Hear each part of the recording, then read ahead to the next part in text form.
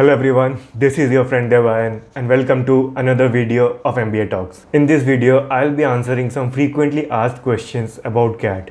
Being a CAT aspirant once in my life, I know the kind of question that comes in a student's mind. I know the kind of dilemma a student goes through before they are selected in an IIM, before they choose to go in an IIM, or before they even think of getting into an IIM. So here is me answering 5 of your most frequently answered questions, the questions that bugs your mind and questions that I wish someone had told me back when I was starting off, or the kind of thought process I had followed during my CAT preparation time and college selection time. So if you are a CAT aspirant or you know someone, do share this video with them so that the message of this video reaches the right people at the right time. As we know, CAT is only 2 months away, even less than 2 months away. So if you're really interested in CAT, if you're really interested in cracking the CAT, it is paramount that you have a clear head about the future consequences that will happen once you appear in CAT, once you are selected in CAT.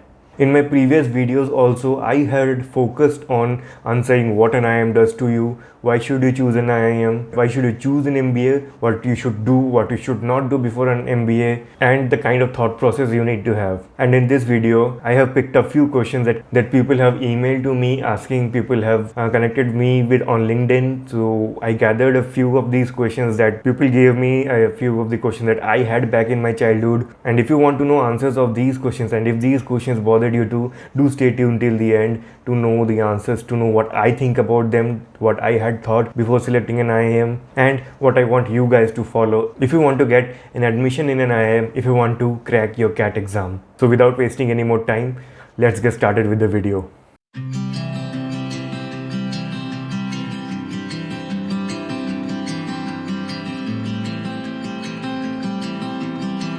So the first question that came to me was, does graduation matter? No, it does not. You may do graduation in science subject, in an art subject, in a commerce subject. You may be an engineer, non-engineer. It does not matter. What matters is how good you are at the subject, because during your interview, the interviewers will be asking questions based on your graduation. So whatever you are doing, do it best. At least know the theory of it, at least know the current affairs related to your subject, if there are any. If you are a political science student, be aware of the political scenario. If you are a commerce student, be aware of the financial sector. If you are an engineer, keep yourself updated with the technological changes that are happening. So there are ways in which you can develop yourself. You have to be good in your graduation. You have to be very good with the kind of studies you did in your graduation. Because see, you have invested 3 years, I won't say spent, I would say invested. Why? You can watch my previous videos to know why I'm using the word invested and not spent. So you have invested 3 to 4 years of your graduation. So the interviewers would want to know whether you have invested them well, whether you have learned something or not. Interviewers would not appreciate a student who has simply wasted his or her entire graduation doing nothing. So whatever graduation you do it well.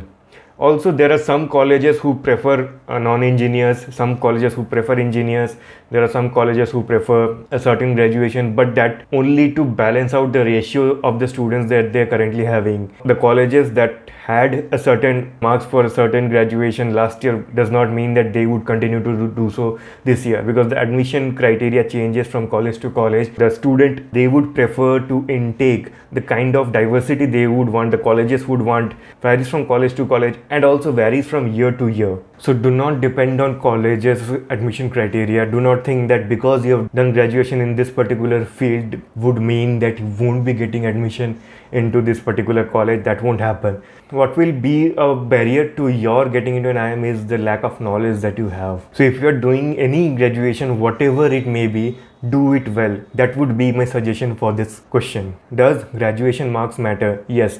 Like I said, knowledge is important. Now, how do you show knowledge in a 20 minutes interview? That is too difficult to explain that you have 3 years of knowledge, you have studied something in a 20 minutes interview, in a 20 to 1 hour interview. What would say that you have good knowledge is your marks. No matter what the literature says, no matter what the world says that knowledge matters, marks does not matter. In reality, marks do matter, because that is a testament that you have studied something. So yes, your marks should be good. If you are appearing for CAT, you're obviously in the final year or you have already passed out of college. So if your marks aren't good, it will be challenging for you to convince the interviewer that why your marks are lower. So you need to back up with some live projects that you have done, with some other internships that you have done, or with your work experience, because that becomes an important criteria. Like I said, the interviewers, the admission faculties will not appreciate someone who has wasted their graduation, would obviously appreciate someone who was very much invested in the kind of curriculum they were a part of. And that would give a good impression about the candidate, that when they get into an MBA college, when they get into an IIM, they would also be equally invested in the course, in the curriculum. So they appreciate dedication, they appreciate hard work. So marks do matter, the graduation marks do matter. Every college has some or the other weightage for 10th marks, 12th marks, and graduation marks. That varies again from college to college and year to year. You won't know which college is preferring which type of candidate. So it is always better to have good marks throughout your career. If you don't have a certain good performance in one of your exams, say 10th, 12th, or graduation, you better not have bad performance in all the three exams, then you are in trouble. If you happen to have one bad performance in one of the exams, you need to have a solid reason backing up why it went low. You need to then work on your reasons. You will be having difficulty in convincing your candidature to them. Now, I do not want to discourage you. I do not want to dishearten you 2 months before the exam. I am telling you brutal truth that this will happen. These are the challenges you may face, so that you are well aware of the questions that you may be attacked with, and you are able to prepare well in advance regarding those questions. The purpose of this video again is not to discourage you, but rather to prepare you mentally for the interview, for your CAT, for your career after CAT. So watch this video till the end as I keep busting myths, as I keep showing you the reality, so that you are benefited the most out of this video. So yes, if your marks are good, you can relax, but if your marks are not consistent, if one of your particular marks is not good, then you would certainly not be the top student in that particular college where that exam is given higher weightage. Like suppose someone has a bad graduation marks and 2 or 3 colleges that give importance and a higher weightage in graduation marks, then that particular candidate will not be the best candidate for that particular college, but there is always a chance that that candidate may be able to convert that particular college.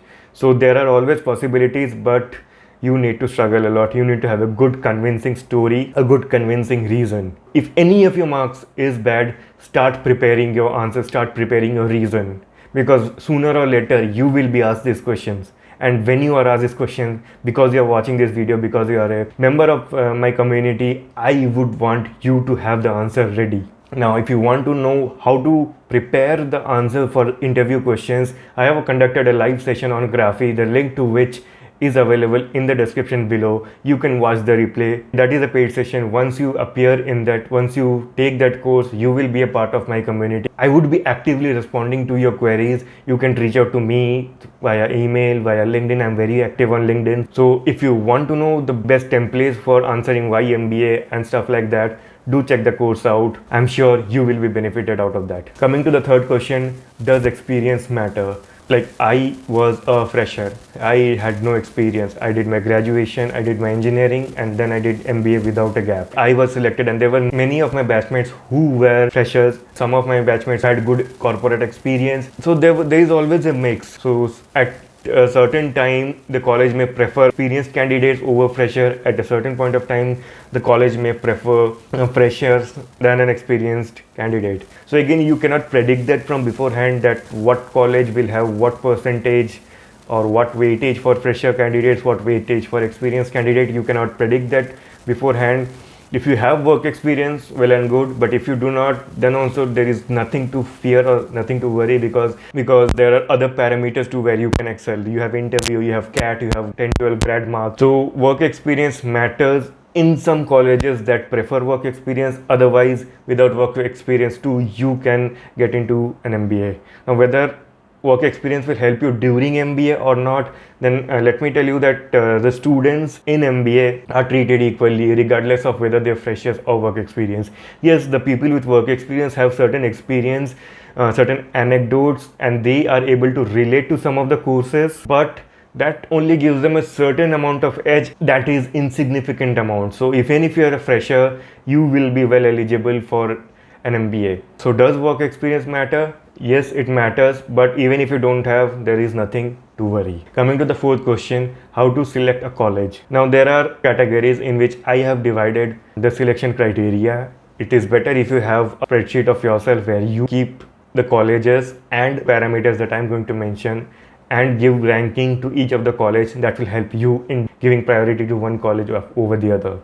Again, you do not know their admission criteria, you do not know what weightage they will be giving to each graduation to work experience or fresher. You will just have to select a college based on your priority, your desires. So what are the parameters?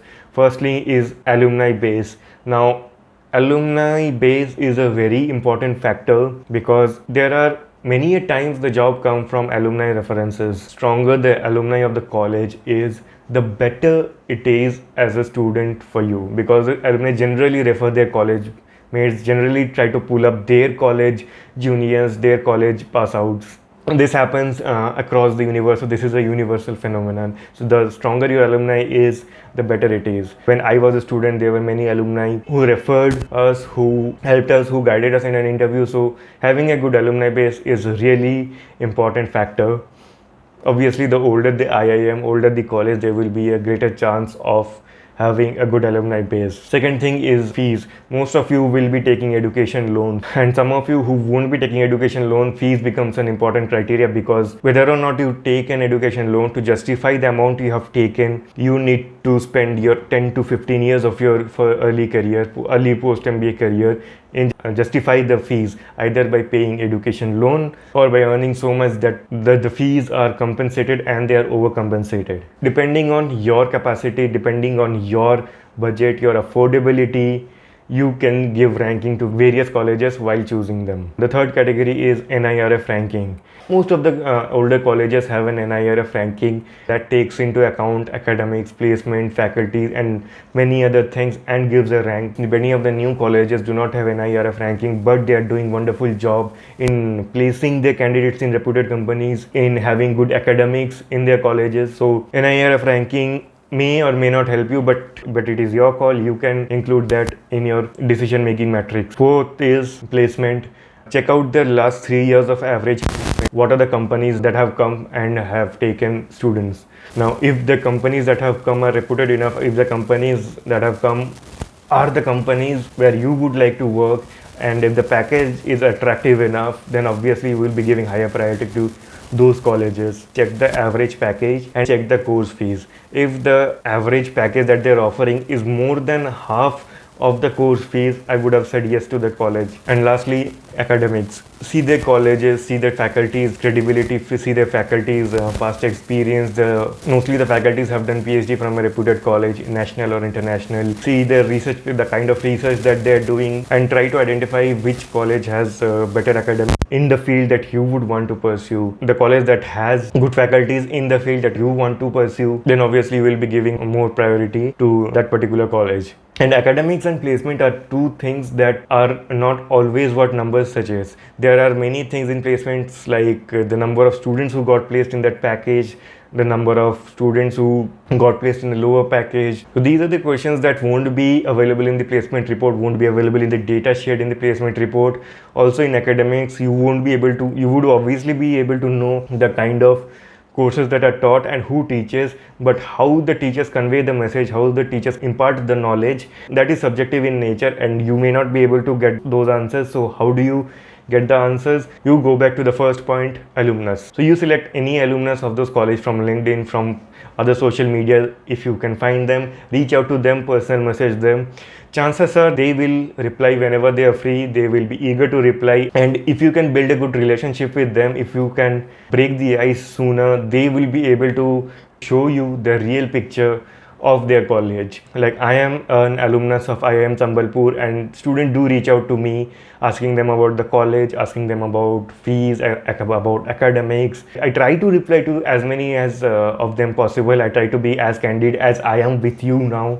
I try to show them the real picture. I try to show them the pros and cons of the college that I was a part of. IIM Sambalpur was a great phase in my life, so I would want people who enter into IIM Sambalpur, enter it with a clear head, enter it with a clear picture, future. I do not want to give false hope to people about my college and then disappoint them later. I always try to give them a real picture how to prepare for CAT. Well, for that, I have hosted a live session. As I said before, do check out the link in the description. It is a paid session. Do let me know your feedback on my course. And if you like this video, do share it with your friends. Do like this video. That tells the algorithm that my video is helpful and YouTube shows it to more number of people.